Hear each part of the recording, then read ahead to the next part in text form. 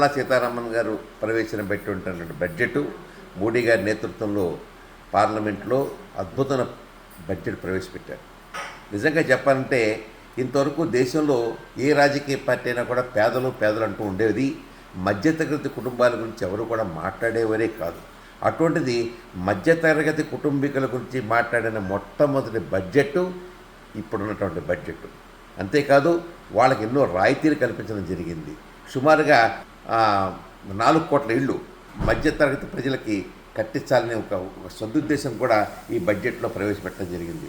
ముఖ్యంగా income tax వచ్చేటప్పటికల్లా 12 లక్షల రూపాయల ఆదాయం వరకు కూడా ఇన్కమ్ ట్యాక్స్ లేదనేది కూడా ఒక మంచి విషయం.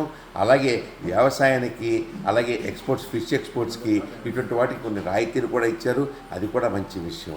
మరొక విషయం ఏంటంటే ఈ యొక్క 50 ప్లేసుల్ని టూరిజంగా డెవలప్ చేస్తూ ఆ 50 స్పాట్స్ కంట్రీ మొత్తం మీద తీసుకుని దానికి కావాల్సిన ఇన్ఫ్రాస్ట్రక్చర్ అంతా డెవలప్ చేసి టూరిస్ట్ని అట్రాక్ట్ చేయడం కోసం కూడా ఒక విధానాన్ని ప్రవేశపెట్టారు. అంతేకాకుండా మెడికల్ టూరిజం పెరగడం కోసం వాళ్ళకి ప్రత్యేకమైనటువంటి వీసాలు ఇవ్వడం కానీ, కొన్ని దేశాలకి మెడికల్ టూరిజం మీద వచ్చే వాళ్ళకి అసలు వీసాలు లేకుండా చేయడం కానీ, ఇలాంటి నిర్ణయాలు కూడా తీసుకున్నటువంటి బడ్జెట్ ఈ బడ్జెట్. నిజంగా వాళ్ళు చెప్పాలంటే మన ఇన్సూరెన్స్ కంపెనీలు ఉన్నాయనుకోండి, ఇన్సూరెన్స్ కంపెనీ టోటల్గా FDA 100% FDA ఏ ట్యాక్స్ లేకుండా ఎంత పెట్టుబడులను తెచ్చుకోవచ్చు అనే విధానాన్ని కూడా ఈ బడ్జెట్లో ప్రవేశపెట్టారు. ఈ రకంగా చెప్పుకుంటూ పోతే అటు వ్యవసాయానికి కానీ, ఇటు పారిశ్రామికానికి కానీ, ఇటు చదువుకున్న విద్యార్థులకు కానీ అందరికీ కూడా ఉపయోగపడే బడ్జెట్ తీసుకొచ్చారు ఈసారి. మరి అంతేకాకుండా బీహార్కి ఎన్నో సౌకర్యాలు కల్పించారు. గ్రీన్ఫీల్డ్ ఎయిర్పోర్ట్లు కానీ మరొకటి కానీ అక్కడ కట్టడానికి ఏర్పాట్లు చేస్తున్నారు. ముఖ్యంగా మన దేశంలో ఈ రోజున టూరిజానికి సరైనటువంటి ఖర్చు కనుక, సరైనటువంటి పద్ధతిలో కనుక పెట్టగలిసి, సరైనటువంటి మోతాదులో కనుక టూరిజం కనుక డెవలప్ చేయగలిగితే విపరీతమైన ఫారెన్ ఎక్స్చేంజ్ మనకు వస్తుంది. ఆ దిశగా ఒక మొట్టమొదటి అడుగు పడిందని చెప్పి నేను అనుకుంటున్నాను.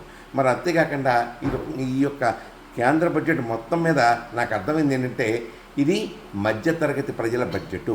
వాళ్ళకి ఏ రకమైనటువంటి సదుపాయాలు కల్పించాలనే విషయంలో చాలా శ్రద్ధ తీసుకున్నటువంటి బడ్జెట్.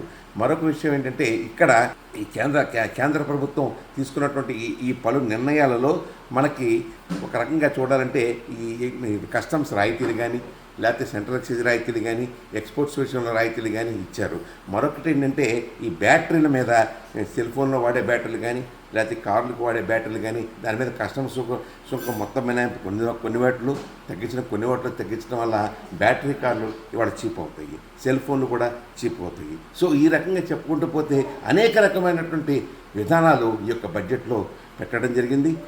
నిజంగా చెప్పాలంటే మోడీ గారి యొక్క ఇప్పుడు జనరల్గా ఎలా ఉంటుందంటే ఎన్నికల ముందు ప్రజలకి ఆకర్ష బడ్జెట్ పెడతారంటారు. ఇప్పుడే ఎన్నికలు లేవు, కానీ ఎందుకు పెట్టారంటే ప్రజల సౌభాగ్యమే బీజేపీ పార్టీకి ముఖ్యం, ప్రజల యొక్క ఆనందమే బీజేపీ పార్టీకి ముఖ్యం, ప్రజల యొక్క ఎదుగుదలే బీజేపీ పార్టీకి ముఖ్యం అనేది వాళ్ళ అంతర్లీనంగా ఉన్న మనస్సుని ఈ రోజున మోడీ గారు ప్రజల ముందు ప్రవేశపెట్టి ఈ బడ్జెట్ ద్వారా ఇంకా ఎన్నో రాయితీలను చెప్పుకుంటూ పోతే, కానీ ఇప్పటికి నేను చెప్తున్నాను కాబట్టి అందరూ కూడా ఇది అద్భుతమైన బడ్జెట్ అని మరొకసారి చెప్తూ జై భారత్, జై మోడీ. 1989లో విజయ స్కిన్ హాస్పిటల్, 2011లో విజయ లేజర్ సెంటర్, 2016లో విజయ హెయిర్ కేర్ సెంటర్ ప్రారంభించిన ప్రముఖ చర్మ వ్యాధుల నిపుణులు, గోల్డ్ మెడలిస్ట్ డాక్టర్ సుబ్బారావు గారి నేతృత్వంలో గత 35 సంవత్సరాలుగా నిరంతరం వైద్య సేవలు అందిస్తున్న ఏకైక అత్యంత ఆధునిక సంస్థ మీ Vijaya hair skin and laser centre. ఏలూరులో మొట్టమొదటిసారిగా అన్ని రకాల పరికరములతో పెట్టిన ఏకైక సంస్థ Vijaya hair skin and laser centre. అనుభవజ్ఞులైన డాక్టర్స్ చే అత్యంత మెరుగైన వైద్య సేవలు అందిస్తున్న సంస్థ.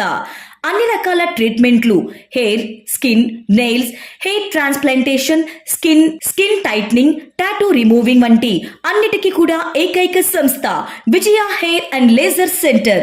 మా అడ్రస్ శంకరమఠం వీధి, ఆర్ఆర్పేట, ఏలూరు 2.